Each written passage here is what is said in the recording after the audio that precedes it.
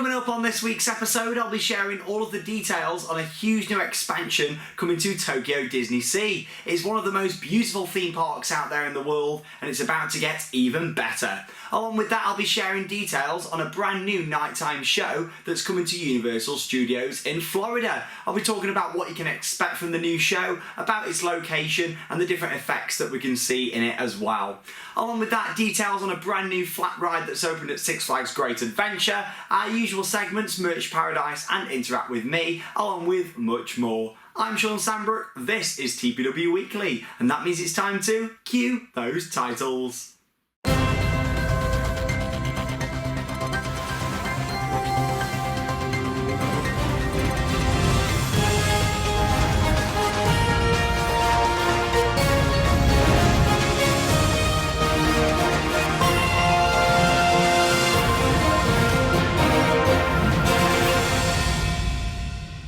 It's Wednesday the 20th of June 2018 and welcome to this week's video. Now before we move on to the theme park news, a bit of an update for you on the channel and where we're at in terms of new videos. So you might have spotted that the videos have now gone online that me and Martin filmed. We went for a day trip over to France, which was fantastic. We went to a little park called Bagatelle, had a really good time, and me and Martin had a really good laugh. Plenty of jokes in that vlog, on-ride footage, some real funny moments, so make sure you check it out. The day after we went around Hastings, we did the miniature railway, Flamingo Park, including on-ride footage from a really good ghost train that I enjoyed doing, so make sure you check that one out. It's Martin's hometown, hence why we went there, so we could see his family and stuff, and obviously I really liked seeing it all around there. I'd love to go back to another vlog and experience some of the other attractions around Hastings. It was really nice down there, I love it by the coast, and I think when you sort of brought up in an area away from the seaside, you love going to the coast here in the UK, and I really enjoyed going to Hastings and seeing it all, and I'd love to go back and do some of the other attractions and film another vlog. It probably won't be this year, but definitely in the future at some point. Along with that, there's a new video from Cedar Point, a video about the history of the park where I go around the museum, check out some of the old merchandise, old signage, and the best thing in there was what is going to be a working model of Steel Vengeance, the new ride for this year at Cedar Point in Ohio. It looks stunning, it's been hand built, a really good model, and I take a little look at it in detail, and we're talking a bit about the history of the park and how it all came about really. And so if you like your history of theme parks, check out that one that's now online here on the channel. Coming up in the next couple of weeks then, going up north, going to Newcastle upon Tyne, going to the Hoppings Fair, going there for the first time, and I can't wait to do it and of course film a few videos. Then I'm going to be going even further up north, up to Scotland for a visit to M&D's and also the Edinburgh Dungeon as well. Me and Alex on that one, can't wait. I think we'll have a really good time seeing it all for the first time in a long time, and it'd be great to share it with you guys here on Theme Park Worldwide. Anyway, quite a bit of news to talk about this week. As always, it's a good year for theme parks this year. I really feel like there's always something going on, always something happening, and it keeps it nice and fresh here for me and also for you guys watching the videos. So let's have a bit of our weekly news roundup.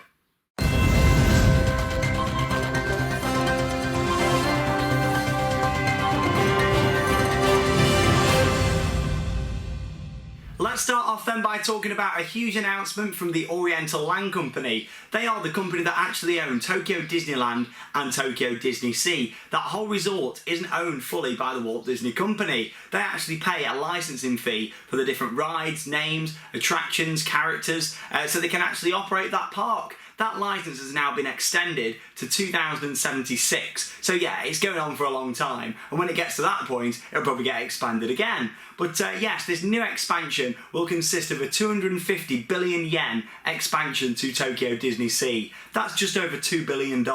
It's a lot of money to spend on one area of the park.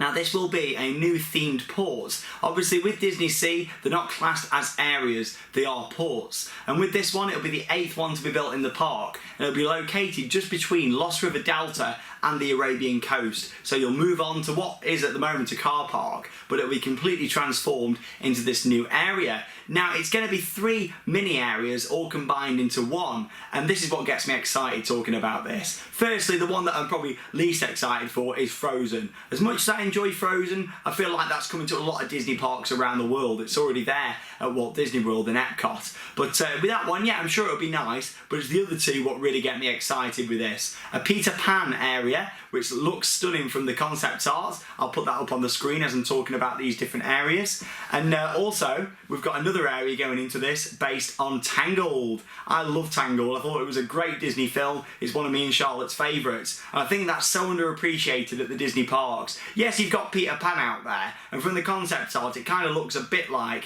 the area at Disneyland Paris, Adventure Isle, located in the Adventureland theme part of the park. But again, it's still not overused. And like I say, with Tangled, it's one of those that I really can't wait to see brought to life in the terms of an attraction. What are we going to have otherwise in this area? You've got 4 different rides themselves that will come into this. So we can presume we're going to be maybe seeing a couple of boat rides, maybe a little coaster potentially. We don't know the exact details yet, but we can presume that the Frozen ride will be a boat ride similar to Epcot. The Tangled ride's got to be a boat ride, hasn't it, with all like the lanterns and everything.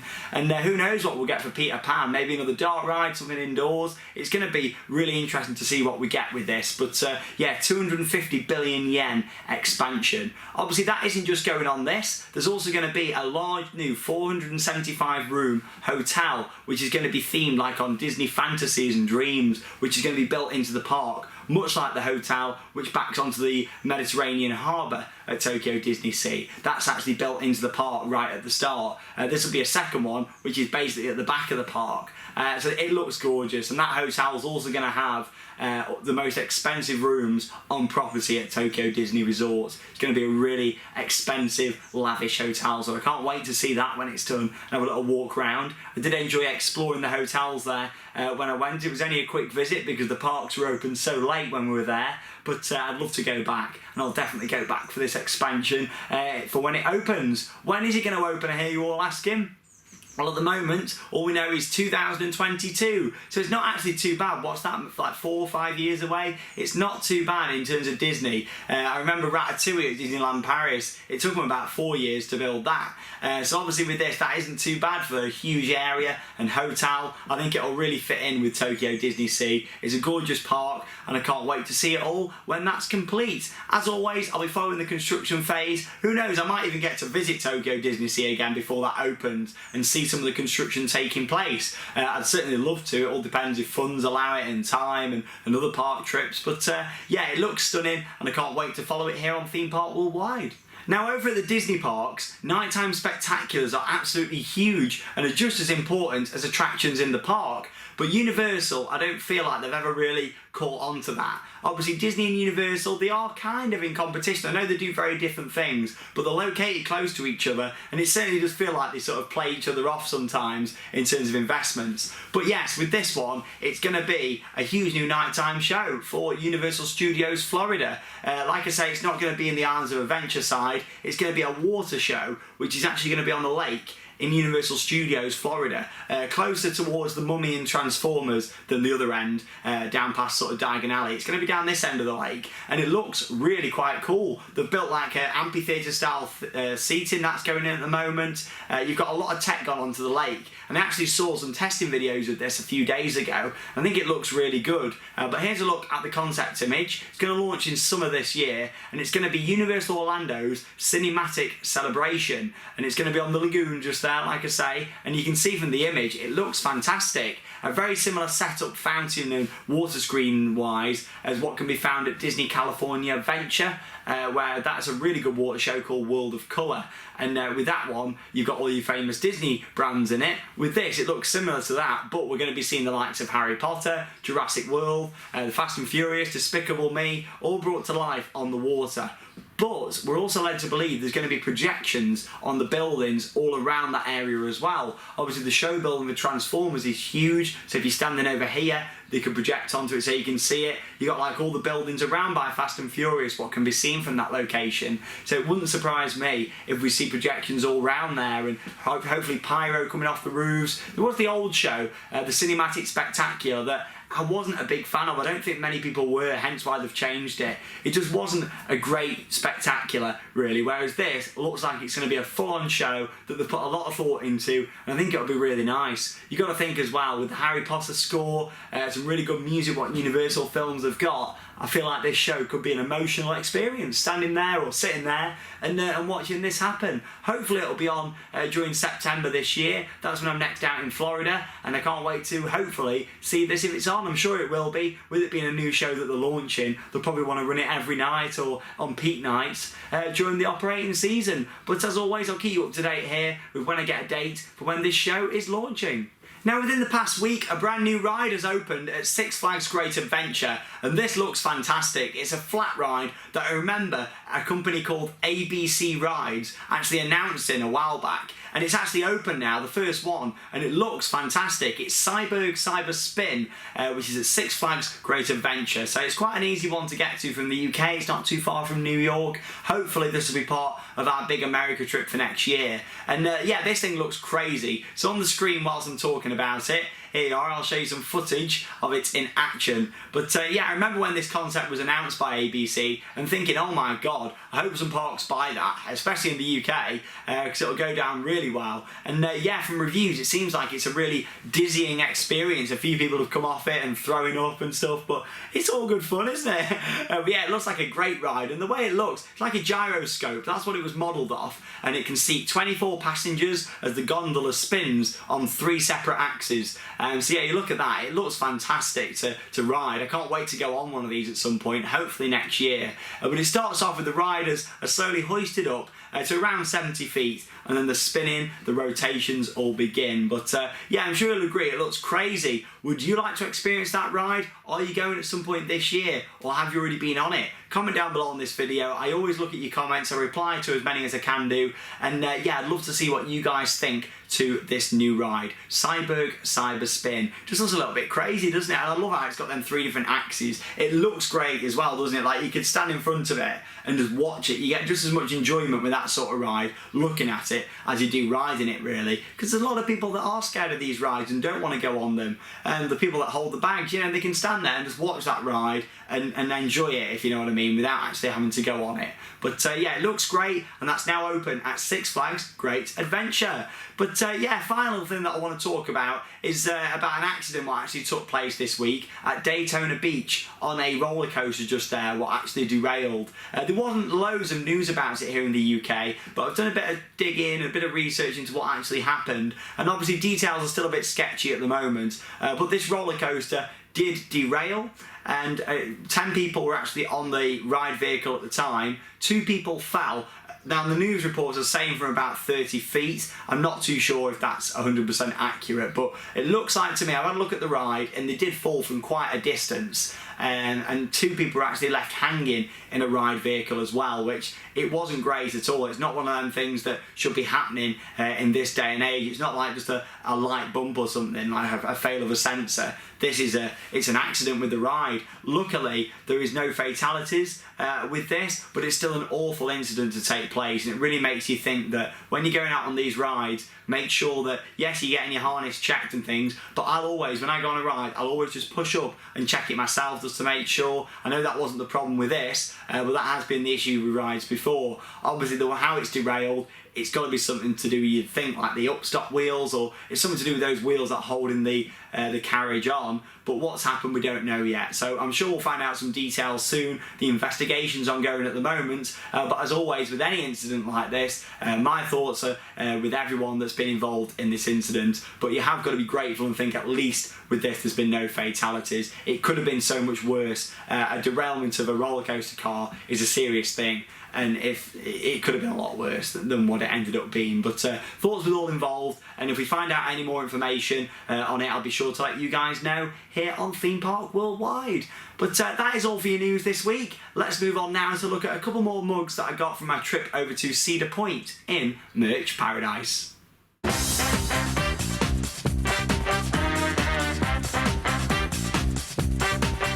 So welcome to Merch Paradise. Yes, I'm just going to show you a couple of the mugs that I got from the Cedar Point trip, which are these ones just here. I showed you the 4 that I had last week, and I thought I'll show you these ones now. So I've got Top Fill Dragster just here. You might remember I did actually show these a couple of weeks ago whilst I was still over there, but I just thought I'd let you guys know that they've made it back safely, all these ones, which is good. Someone did comment on the video last week and say that there was a chip in the Maverick mug, and I struggled to see it, but you are right, I did have a look in the Maverick mug and there's just a little chip at the bottom of it. It's nothing too major, luckily, but yeah, thanks for spotting it, because even I didn't spot that one. But you know what I'm like with my mugs. And also Steel Vengeance here as well. I like how they put the facts and things on these as well, along with the logo. I just really like these mugs that I've got. And yeah, that pretty much wraps up what I bought from Cedar Point. I've got quite a few different bits of clothing and things that I showed you whilst I was out there. Bought a couple more t-shirts from the trip. But yeah, there's some great merchandise at Cedar Point. And coming up in the next few days, there's actually a separate video all about the merchandise, what you can buy this season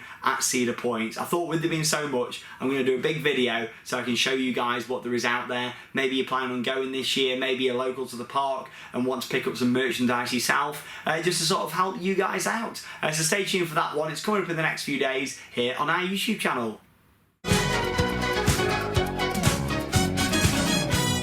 So welcome to Interact With Me, the part of the show that comes back every Wednesday, where you guys get to send in your photos from on the rides, whether you've got an on-ride photo standing out the front of an attraction, it's your birthday, it's your friend's birthday, anything like that, get it sent in to us. We can surprise people, you can send it in yourself, however you want to do it, we don't mind. We just love giving you the chance to share your things here on YouTube. But yes, firstly, we've got a picture here from Sam outside Icon.